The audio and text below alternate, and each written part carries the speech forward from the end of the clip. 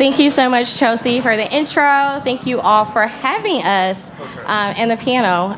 At this time, yes, I'm Alysia Sargent, currently Senior Director at MyCode Media, one of the largest multicultural media companies, focused on connecting brands to multicultural audiences through research and insights, all media as well as content.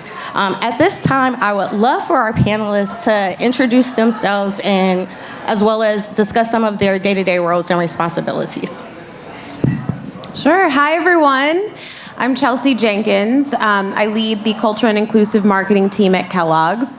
And I feel like I have the best job in the world. Like right now, some of our brand teams are at Kellogg in Miami.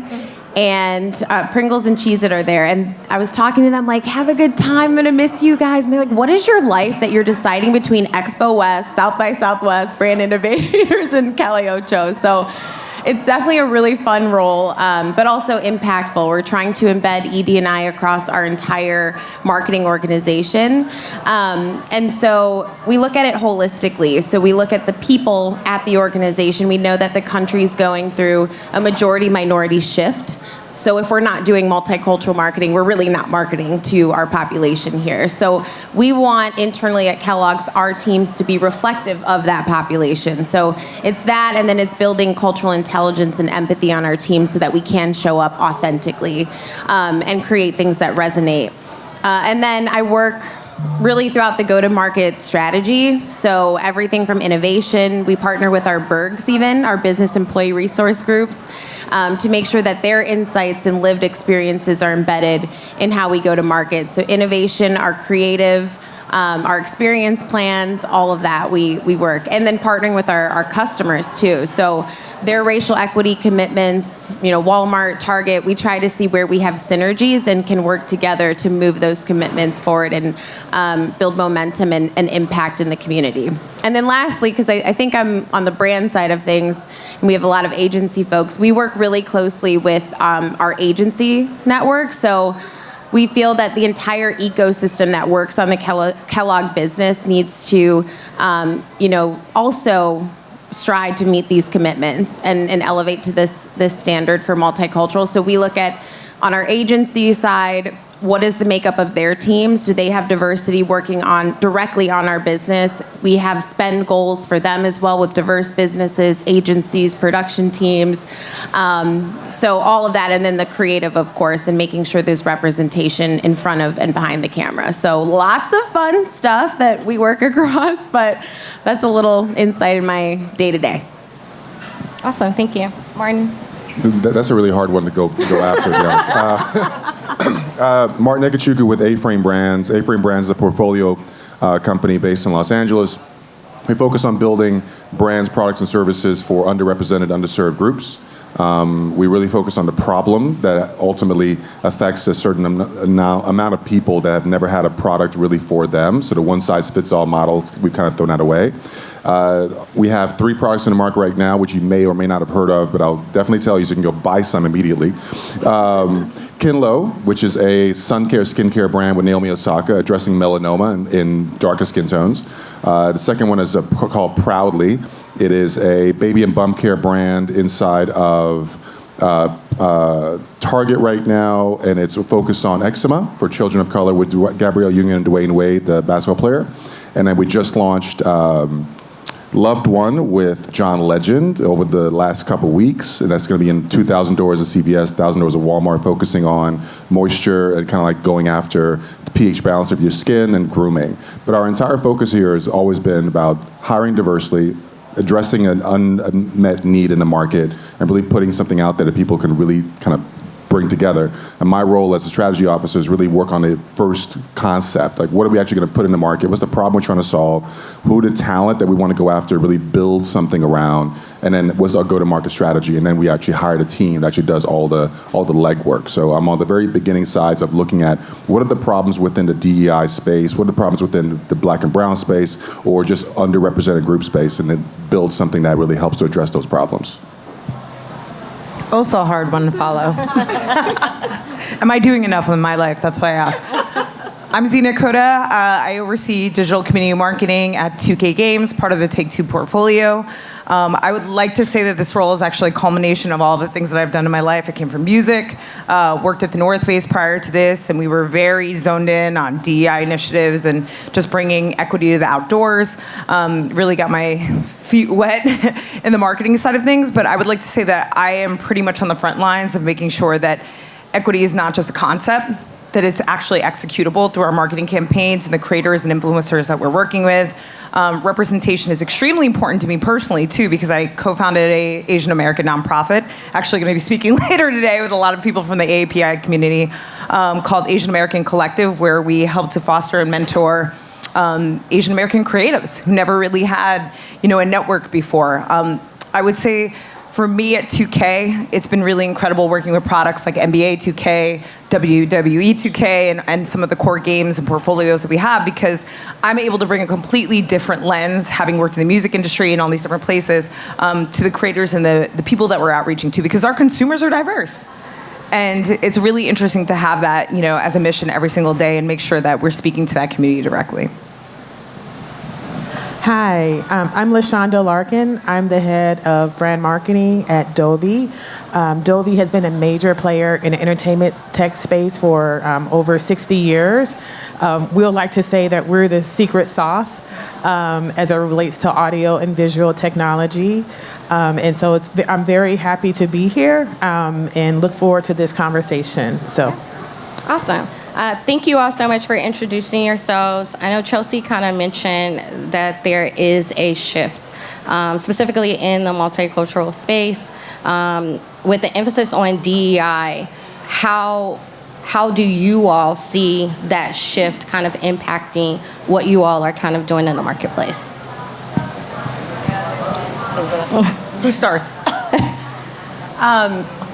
So I think it's prioritization of these cohorts. Like if we look at the opportunity, so on top of building that cultural intelligence, we're looking at what is actually the business case for this population as well, and that we should be infusing these insights into everything that we're doing. It's not that we just show up at one moment in time. We're not just showing up for Black History Month, right? Like we're infusing these insights in every brief based on the key cohorts that we have the biggest opportunity with. So I think that's a shift from like this general market conversation to it's actually a total market. We're not just,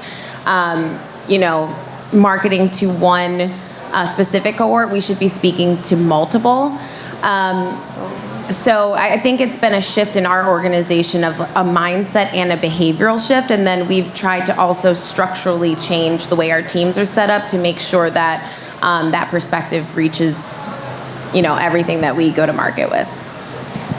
Well, we actually started off with diversity as part of our entire founding thesis, which is ensure that the diverse individuals with lived experiences across multiple groups, organizations, whatever it might be, are built into the foundation of who we are today.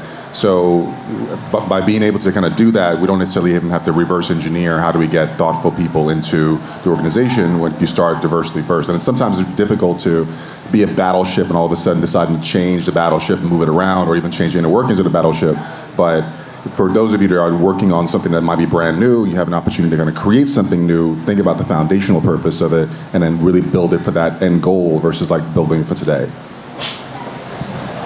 I would say the shift really happens in the balance of the money and the power. Because if you're not investing, it's all lip service, right? I actually saw a hot take today. I was like, this is appropriate that we see this morning at The Atlantic on their social account, kind of talking about, a lot of times inclusive language is not actually inclusive or, respectful to the people it's meant to respect. It's actually meant to make the people who are conveying it feel better about themselves, because they're not dealing with the peril that people of color are dealing with.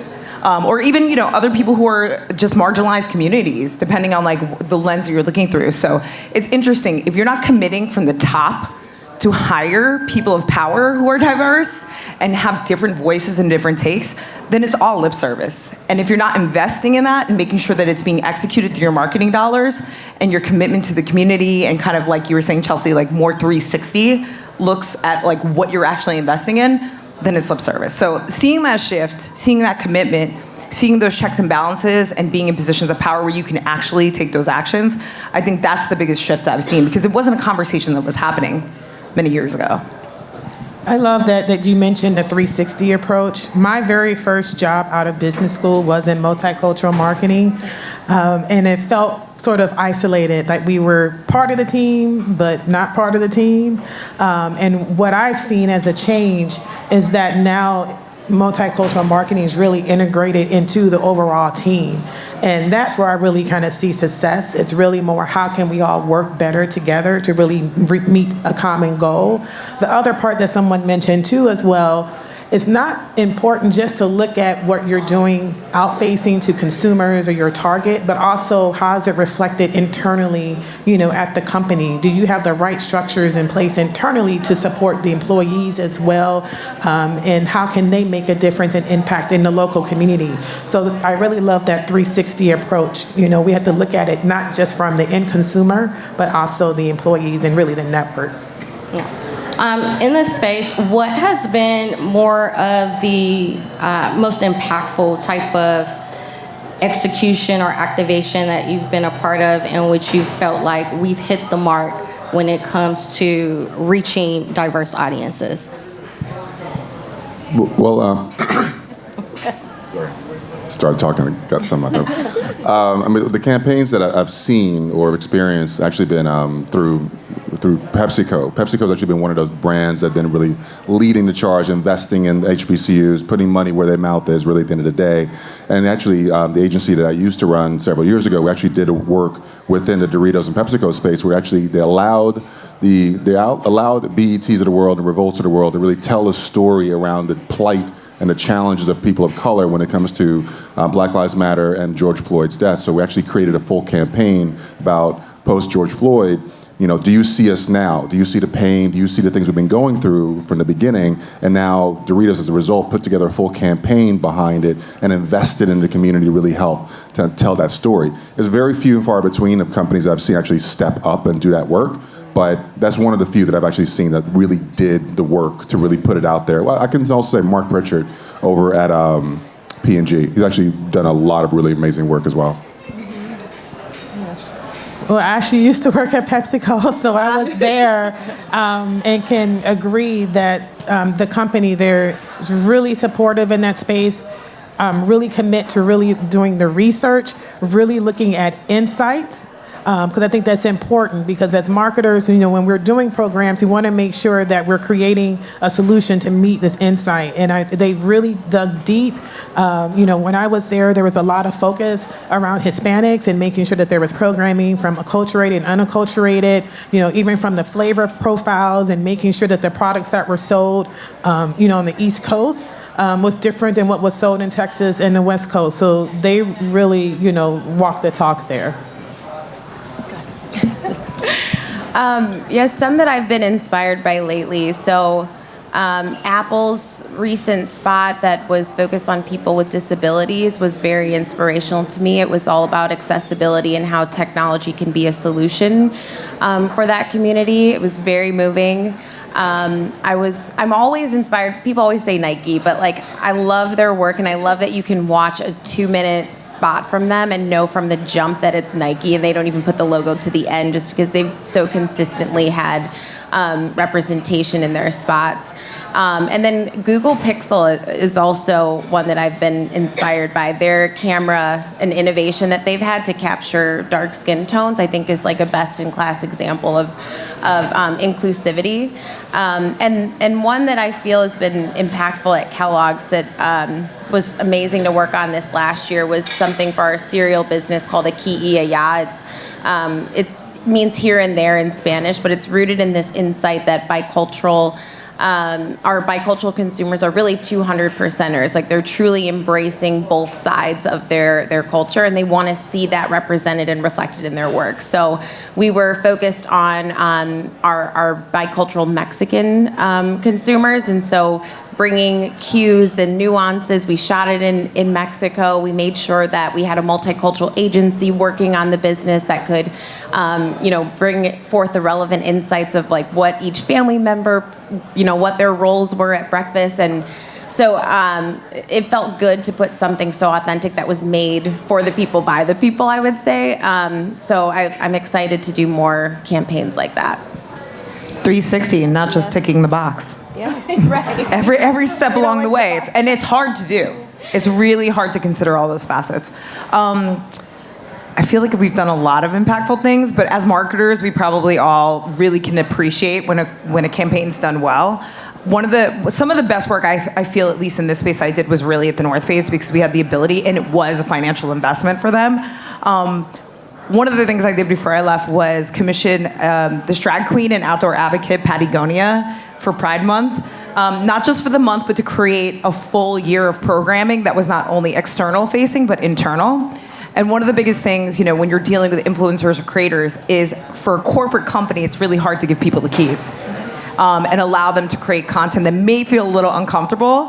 I will never forget the first edit of what she came back with was wild, but we rolled with it and we let it happen, and we let it be a campaign that was really serving the queer community in the outdoors in her voice, in both drag and out of drag, which was very unconventional for the North Face at that time. And I did a lot of advocating for it internally, but seeing that come to fruition and come to life really feels good, because you watch the boundaries of what people think are possible actually be broken. And that through that action that you took, which I actually think is the most important work, just making those small incremental changes every day. We all know these big campaigns don't come to life without a lot of advocating. And that to me was a very proud moment in my career. So it definitely feels like a risk for brands to really invest in multicultural programs 365. And just focusing on them within Pride Month, Black History Month, Hispanic Heritage Month. What does it take in order for brands to really engage with these audiences throughout the year and just not their months? Is it internal advocacy? Is it programs that are showcasing more success? Is it looking at other case studies of other brands that are doing it and making sure that it makes sense and it works in the marketplace? I think for me, it really, again, I go back to insights. And so I look at the target that we're going after. I mean, when you look at, let's say, African Americans, I mean, the spending power that's there, it's $1 trillion. I mean, you don't want to leave money on the floor by just focusing on 1 month. I think the other part of it, too, is that as you start to integrate multicultural marketing into your general market plan, it really becomes more of a 360 kind of opportunity where you're looking at those consumption moments where it makes sense to kind of do programming, that it feels very natural. And it doesn't feel like, oh, this is just a special moment, that it's just because it's the right thing to do. So that's where I kind of see some success. It's really more about integrating it, where it makes sense, where it, doesn't feel forced, that it's authentic. There's also some intentionality, I think, that has to happen from a lot of the brands as well, right? And there's also some piggybacking a little bit on the insight piece. If you just look at the changing demographics of the United States, multicultural marketing by definition is no longer multicultural marketing. It's really just marketing, because 50.2% of the babies born in the United States are born to a parent of color since 2015. So no matter what, multicultural marketing is going to be just gen pop marketing at some point in time, right? And if you look at Zillennials are probably the most diverse audience ever that we've ever had thus far. So trying to go after a multicultural marketing space, to us, we should help brands as marketers, as thought leaders, change how they look about how they're marketing to their audiences, to say, let's not separate these pieces. Let's look at passion points, things that really are interesting to consumers, how we can help everybody else understand that this is not an exclusionary approach. This is actually an inclusionary approach of everyone, that it has a particular love for this thing. All of us here can go to an Ed Sheeran concert from different particular walks of life and just jump up and down and love it. That's because we love Ed Sheeran. So by being able to find more Ed Sheeran type sort of like widgets that everyone can kind of get around, that's how you solve the problem. But the more that we talk about trying to separate the issues, the harder it will be. We've got to look at the fact that we're going after Leshawnda's passion point of Ed Sheeran. Now, she just told me she loves Ed Sheeran. We've got to look at those things, right? And then that becomes the focal point for us as brand marketers. Stop with this whole piece and say, she loves Ed Sheeran. Let's do marketing and advertising and strategic approaches around that passion point. Totally agree. I think investing in multicultural is not a risk, it's a business imperative. It 100% is necessary to future-proof your business. And I would even push that we should be leading with multicultural insights rather than trying to integrate them. Why don't we lead with a multicultural insight that can still be universal, to Martin's point. Ed Sheeran is universal, right? So you can either add in the multicultural cues, or you can just start with something that's multicultural and top down make it universal. So I would lead with that. And then as far as showing up for 1 month, so at Kellogg's, we came out with a program in 2021 called Black History Every Month for this exact reason, and it came out of our African American Business Employee Resource Group. And it's just the power of the Bergs in big corporations or bigger companies. But it was rooted in food justice for the African American community. So if we go back to a need and an insight for us, for that community, it's how can we be a solution? And so we try to have activations every year, but most importantly, bring in the right partners, nonprofit agencies. How can we work with Black farmers to create sustainable solutions to really address the food insecurity that's impacting African Americans at 3 times the rate it is other communities. So that's something that we continue on. And in cities around the country, we also have murals that were made by Black artists. Absolutely stunning murals to help bring awareness to this issue. So it's constant 360 on top of the creative that we're trying to put out consistently throughout the year that have those AA insights. If you're talking about the U.S. by nature, like you were saying, is multicultural. We're walking towards a completely multicultural future, so it doesn't behoove anybody not to kind of think through it through that lens. One thing I think is an absolute truth, no matter what company you're working at, is resources are not exponential, right? So you have to be very calculated in what you're trying to do and invested in what you're trying to do. And if you're not looking at it again from a 360 approach where you really want to see it through and think about the accountability backwards, right? Are you really investing in those communities? Are you really, putting your intentionality there? Then you might want to ask yourself, it's okay to start slow. You don't have to boil the ocean. I see people try to do everything, and doing everything never results in anything good.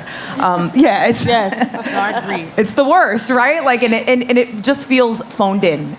So if you take a specific initiative or a specific group that's very true to your authenticity, to your DNA, I think for companies that's the best way to at least start in a good place and then continue to grow and learn from there. I just wanted to add one additional point to this as well. I was at a talk, I think maybe last year, and 2030 is going to be a very pivotal time period from the demographic perspective. From an age perspective, baby boomers are going to be over 65, and then there's going to be more older people in the country versus, their children. But also that's where that shift of multicultural is really going to start to kind of really grow. And I remember the talk that I went to, they said that by 2030, if you don't have products in your pipeline or research that's really geared towards this multicultural target, you're late. So it's just something to really think about, that you have to start kind of planning now and making sure that you're placing all of this great insight, developing products that's going to meet this target. So 2 points on that. First is about the investment and understanding what the future looks like. We had a chance a few years ago to work with a research team that shall remain unnamed, where during the beginning of the George Floyd tragedy, a lot of brands were coming to this research forum and saying, please give me some social listening insights for us to go after this audience, and they had none. They weren't preparing, they weren't asking the right questions, they weren't surveying anyone from diverse audiences that now all of a sudden these brands wanted to serve. Huge gap that they were now struggling with, and brands didn't even know how to appropriately respond to the requests from their audience or their consumers on what to do, because they weren't looking at that research, nor had enough research to go for. That's A, or one. Second, B or two, is DEI. Not funding or giving a DEI budgets is completely a waste of time. Don't even have a DEI person there. They're simply just a person that's just standing there. If you can't really give them money to be able to impact, either create campaigns internally or externally, actually add value somewhere here versus being a consultant or being an add-on, kind of like early days of multicultural marketing, where I'm like pulling and begging and I'm prodding for resources versus actually having my own budget built in. Having a DEI part of the team and having that budget assigned to them is really the only key way of really changing things internally and externally. Martin, Zeena, and Leshawnda, thinking of your companies and your brands from a global aspect, how do you determine your DEI and multicultural marketing strategy? Oh my God. I mean, I work for a truly global company. This is, I've worked for a ton of companies that are like, you're in a global role. And it's like, what's APAC doing? What's EMEA doing?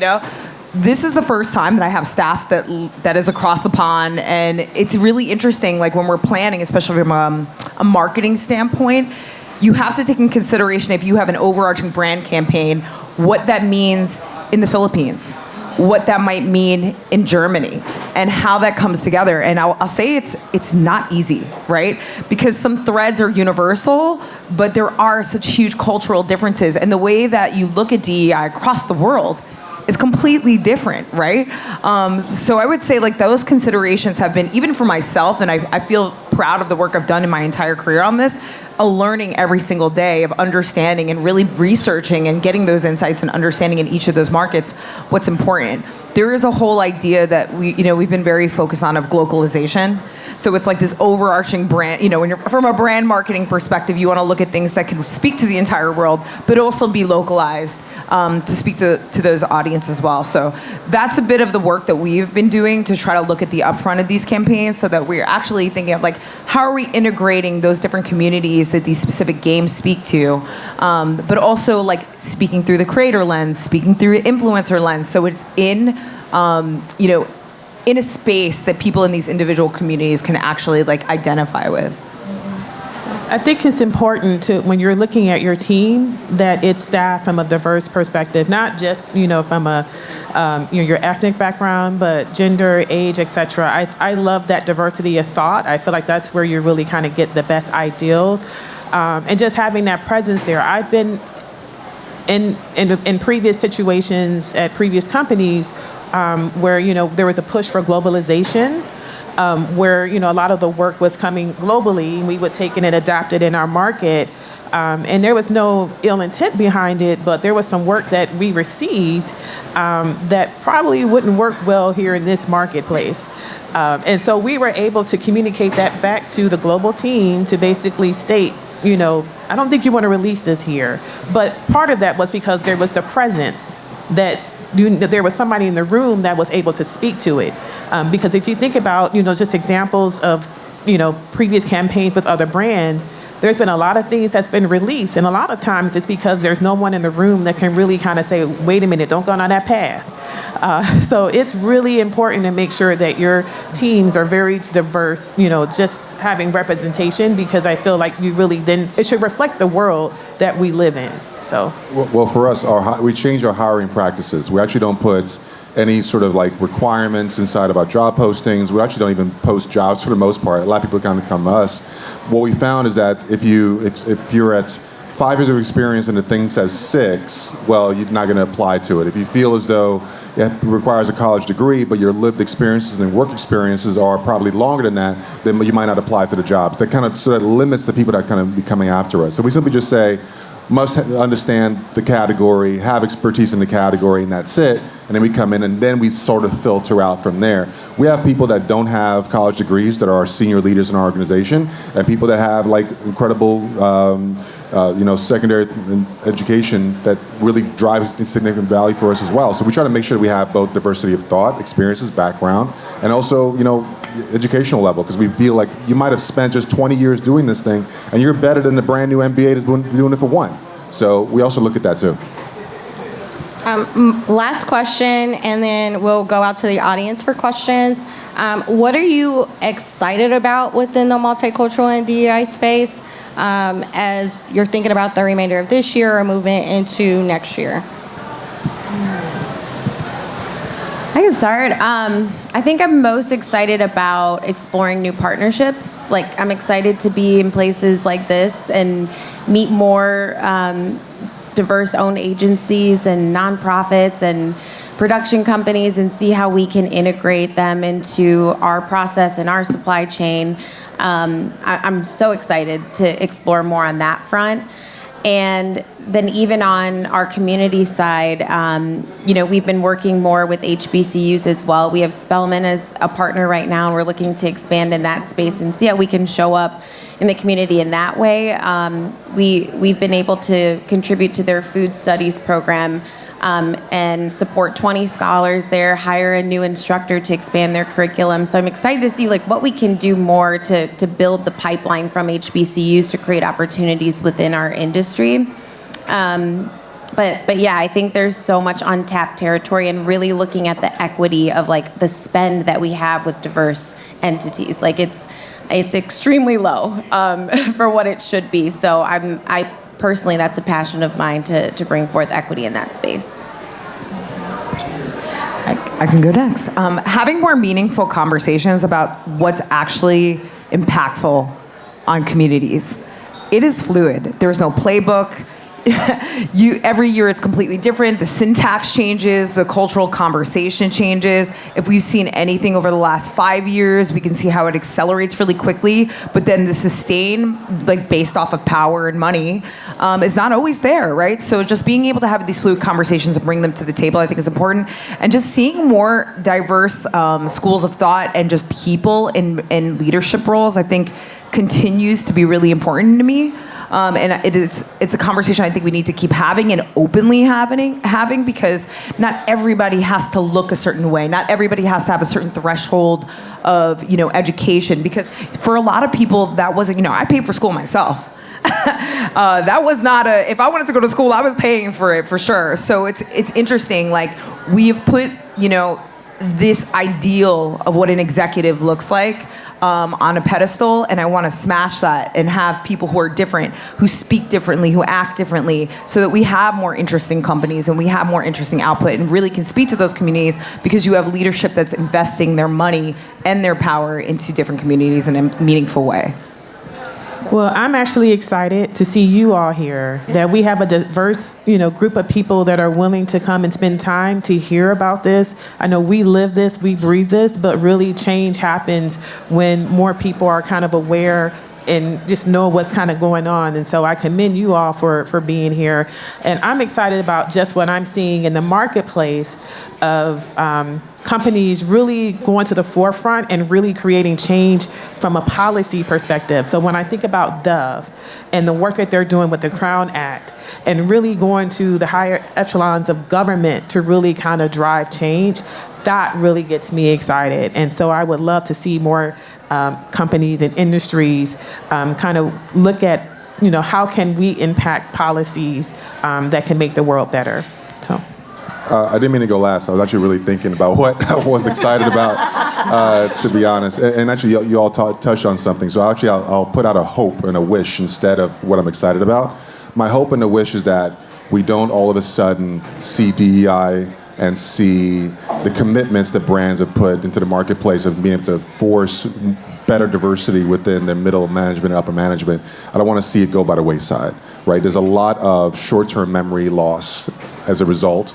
And I think that the whole concept of show me your boardroom has kind of taken a few steps back over the last several years. And I'm really hoping that we here can now take this energy that we've heard and go back into organizations and say, we really need to go and implement this. We're all busy, we're all stretched. People are, unfortunately, some of people are getting laid off, but we need to focus on the fact that diversity is a value, not a hindrance. And one other thing too, don't discount the power that you have as a person to be a change agent. I know sometimes people think, I need a group of people, it got to be a whole posse of us to make change, but it really starts with maybe one person just raising their hand and saying, hey, have we thought about this? Have we done it this way? Maybe we should find resources to help us in this space. So, just don't discount the power that you as a person can impact change. So. Thank you all.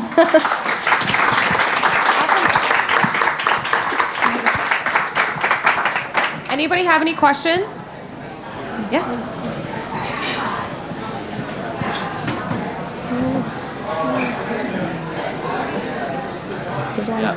Josh Rosen from Reticle AI. We are an ad tech media vendor. Okay, I'll sit down, sorry. So a couple of things. Leshawnda, thank you so much for that comment that you just made at the end, because one of the initiatives I'm trying to implement as the head of my company is to remove the word or the term targeting when discussing media plans and focus on audience and community so that we're not coming across as manipulating or predatory of any particular group. So thank you, because I feel like I'm kind of, one man army and what can I do, right? But I guess, so thank you for reassuring me with that comment. My question is, there's some comments around Ed Sheeran, that's our focus, right? Cereal, like we all love Frosted Flakes regardless of our background. But then the briefs that come in tend to be to try and focus on a specific community or demo. So what's the disconnect from that type? And I'm not trying to be like, disruptive here or controversial in any way, but what can we do when we receive those briefs to ask better questions back, to understand what we should be doing and what the real focus is from a media perspective, so that we're not coming across predatory or trying to hone in and single anybody else out? Does that make sense? I kind of rambled there. Yeah. Thanks for the shout out about Frosted Flakes and Sucaritas. Yeah, so I think we did have to look at our process and how we go into creative and experience planning. And we actually have this forum before the briefing even happens, where we come together to talk about who this consumer is, how we're going to try to connect and reach with them. So we have this conversation and this pre-brief where our multicultural agency is at the table, our agency, our brand, all of the stakeholders, and then we have that alignment, but we actually updated our brief template to have those questions as well, those prompts, so that we're not missing it in the brief. And then our team actually signs off on every single brief to make sure that it's in there. So we aligned the objective up front of, okay, are we doing something that is segment specific, like what I talked about the 200%er. But that insight of pride for your identity and embracing who you are resonates across cohorts, right? So although we led with something that was segment specific, it still resonates with everyone, but it speaks to that community of like, we see you. So if it's it has to be in the brief, right? But then even post briefing, we have checkpoints and critical, points of intervention with our team and with the other multicultural practitioners to make sure that it continues to be pulled through authentically. So it was updating our entire process and the tools that are leveraged within that.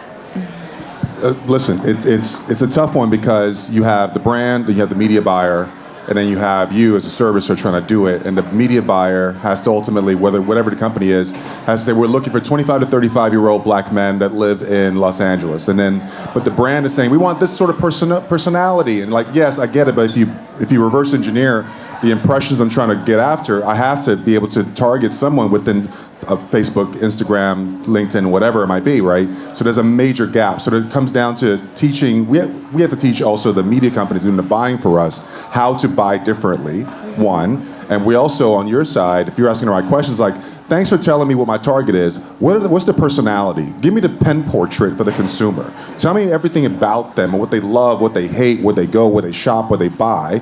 Because you might have a 25 to 35-year-old person that loves country music. And you might miss a whole slew of them in here because you don't even know about the background of them, right? So it's like you've got to ask those questions, those personality, those sticky, nuanced bit of data that might exist to help you kind of tell that story. Otherwise, you're going to be just going into Facebook like I used to, like, okay, male, 25, 35, geo-targeted, hit the button, apply, and boom, it pops up. Put your ad against it and you're done, right? So it's just not enough. And now, trust me, I have been there.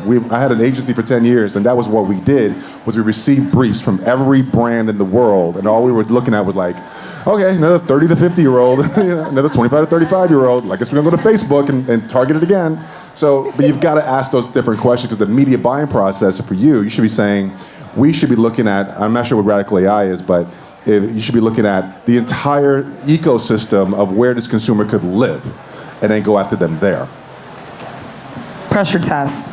I mean, it sounds like lazy briefing to me, but we all know that we get lazy briefs left and right, and we've all written a lazy brief, right? Because everybody's busy. Pressure test, like to his point, like you have to ask those questions, and I think how you make a difference, you're talking about taking ownership over that, you make a difference by actually questioning those things, and looking at the segmentation and being really critical and making sure that you're really asking those critical questions, because it allows you to, even if you're in a crunch or a bind, every time that you take the extra effort to do a better campaign and train the client too, to understand that those are questions or things you're looking for, that helps them.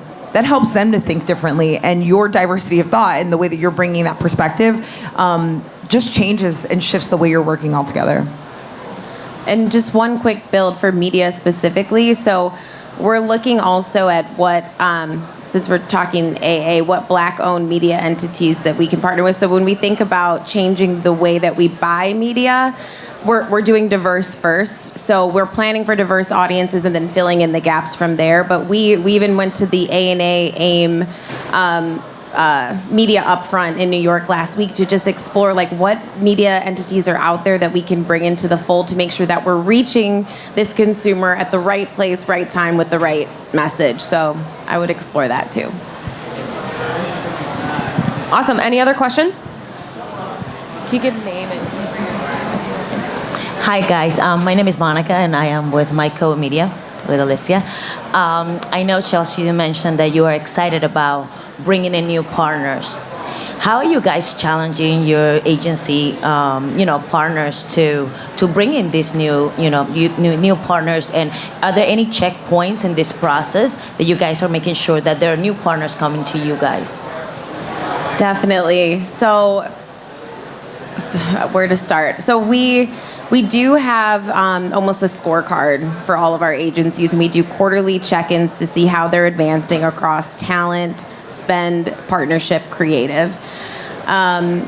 So we do have those regular check-ins, and then we have a more formal process where we have something called ethnic aptitude assessment, where we like dig deep into their capability, how things look internally, how they're continuing to invest internally as well within their agencies to make sure that they're future-proofing their businesses to support Kellogg in the long term, and then they're scored on that regularly as well. So they have ongoing reporting, and it's actually tied into their mid-year and end-year reviews, so it is tied to bonuses as well to make sure that it continues to be pulled through. But we've definitely seen agencies like step up and make changes and really partner with us on this journey. So Don't show up to a pitch meeting with a bunch of white dudes on it.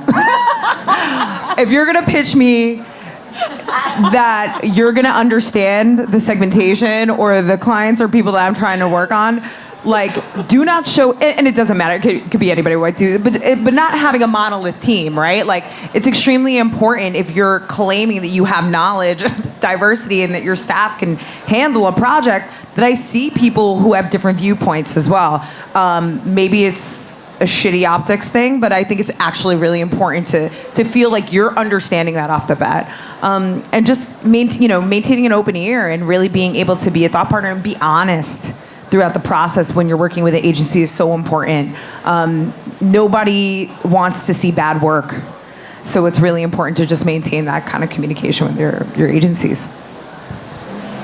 And don't show up with like one Black person at the pitch meeting, and then once the work starts, they're gone. I'm like, what? Where'd you go? Okay, people are laughing because they know it happened. That has literally happened like 100 times. The token Black guy shows up, and all of a sudden, boom.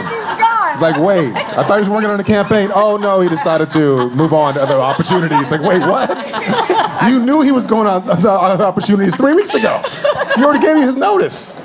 I've been part of that as a part of an agency, the Multicultural panel as well. So it is no fun, yeah. Oh, gosh. Thank you all so much. Zeena, Martin, Chelsea, and Leshawnda. Let's give it up for our panel. That's like a stand-up comedy.